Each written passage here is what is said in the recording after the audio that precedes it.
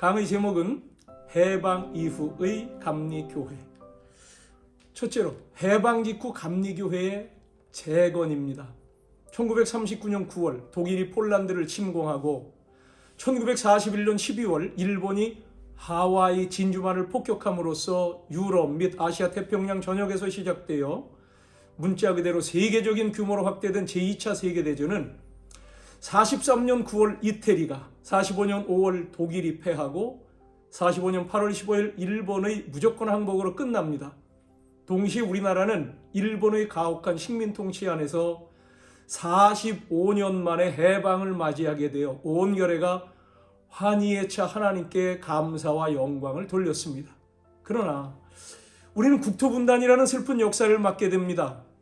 38선 이남과 이북으로 갈려 사상이 분열되고 대립과 분쟁 구도가 형성된 것이죠.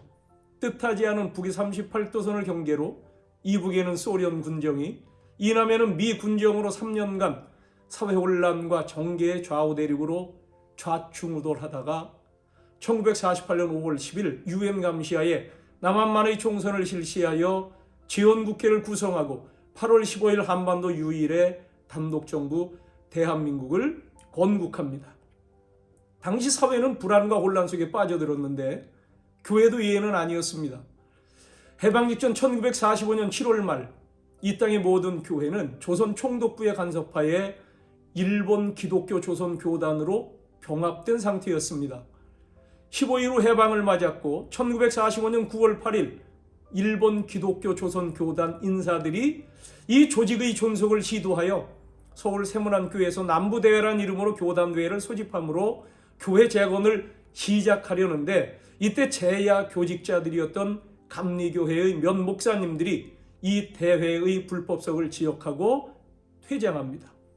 이후 교계에는 각 교파를 막론하고 친일 교계 지도자 문제로 대립하여 상호 비방, 분열을 초래하였는데 우리 감리교회에서도 재건파 대 복흥파의 대립이 3년간 지속됩니다.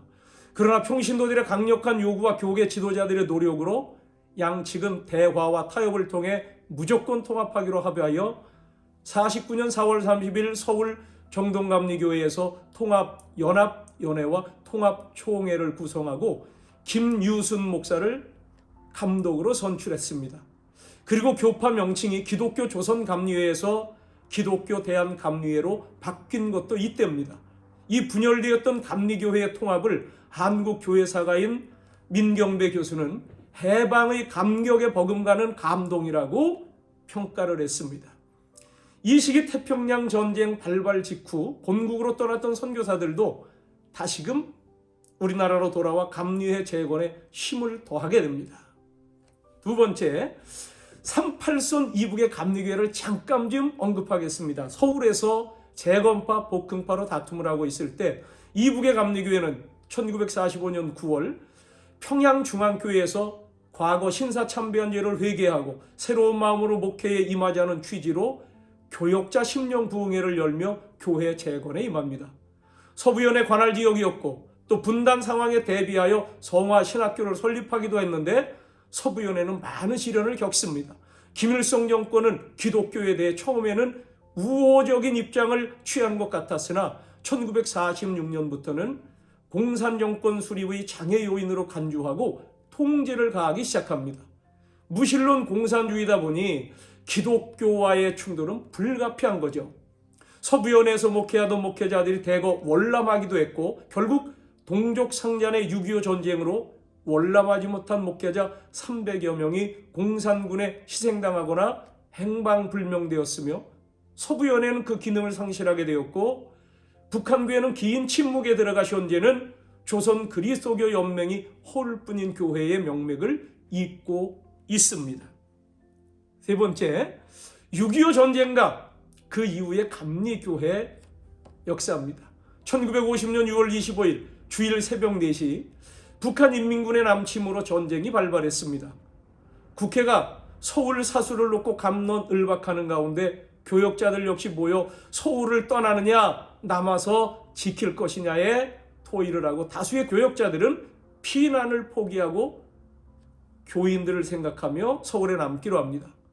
결국 인민공산당 치하에서 3개월 동안 공포의 시간을 보내는 도중 지도자급 목사님들이 강제 북송당하죠. 우리 감리교회 김유순 감독님, 우리 그때 교회 지도자 이 김유순 감독님을 비롯한 목회자 400여 명이 전쟁 중에 순교 또는 납치를 당한 것으로 기록이 나옵니다.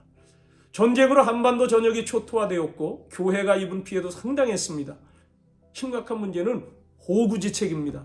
1951년 당시 남한의 인구 약 2100만 명이었는데 52년 3월 통계에 의하면 1천만 명이나 되는 이들이 구호 대상자였습니다.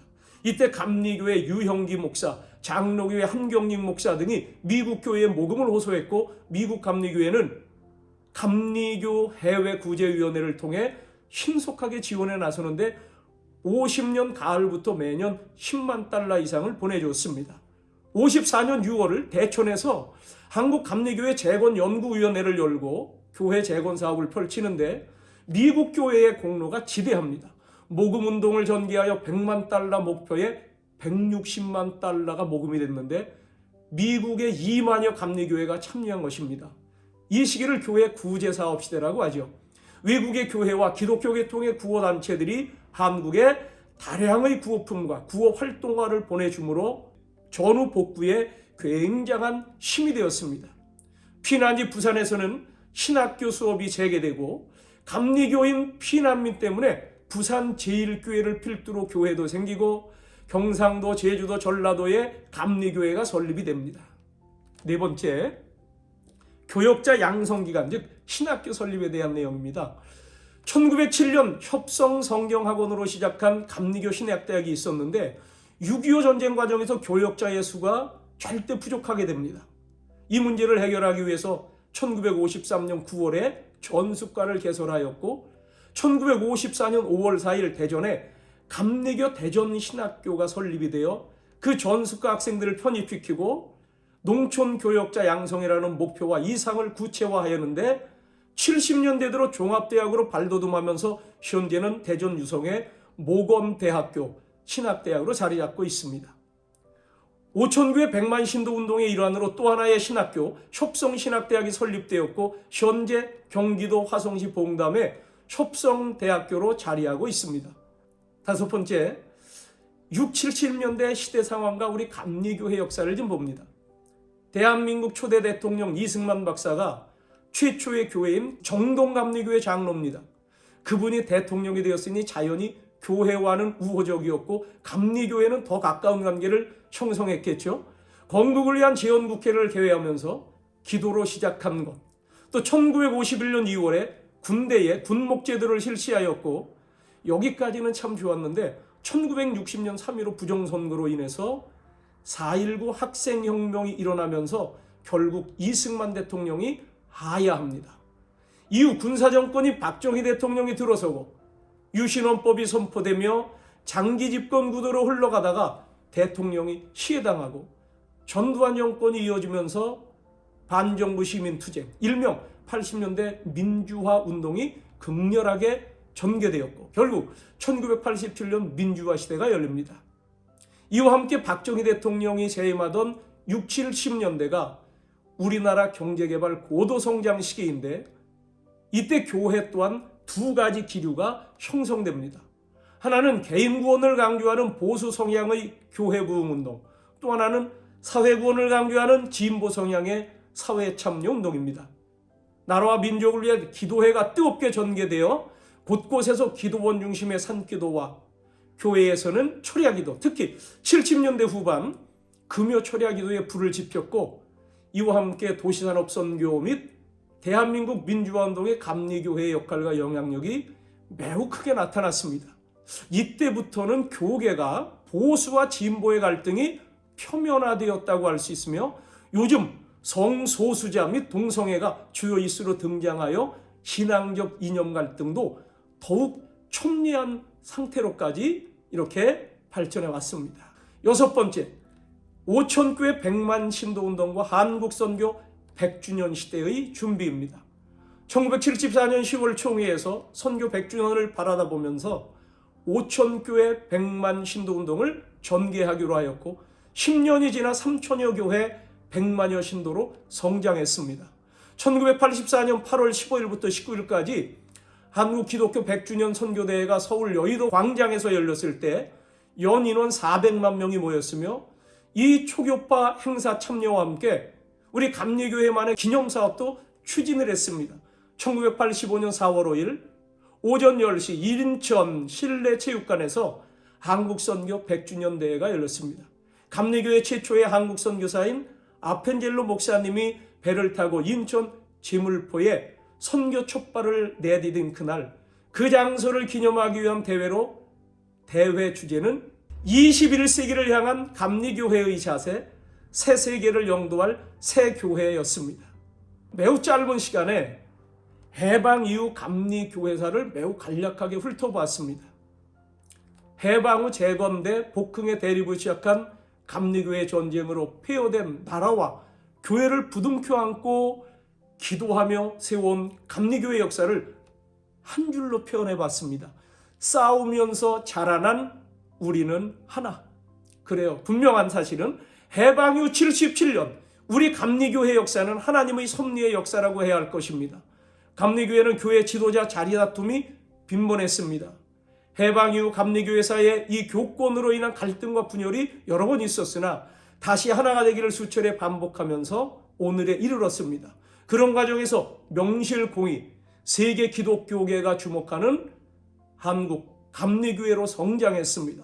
받는 교회에서 주는 교회가 되었고 이제는 선도하는 교회입니다. 현재 교세는 6,000교회 130만 성도에 87개국에 1,345명의 해외 선교사를 파송 중입니다. 행정적으로는 12개의 연회로 조직되어 각 연회를 대표하는 감독이 있고 별도로 감리회를 대표하는 최고 임원으로 1인의 감독회장이 있습니다. 모든 것이 압력과에 선하게 하시며 역사를 주관하시는 주재권자 우리 하나님의 섭리를 믿습니다. 기독교 대한감리회 이제는 하나입니다. 바라기는 주 안에서 하나 된 우리 감리교회가 성령 충만하여 한국교회, 세계교회, 나아가 유대인과 이방인이 한 세 사람이 되게 하시고자 예수 그리스도의 십자가를 세우신 하나님의 마지막 계획, 즉 에베소서 2장에 나오는 그 말씀을 성취하는데 쓰임받기를 소망하며 강의 마칩니다.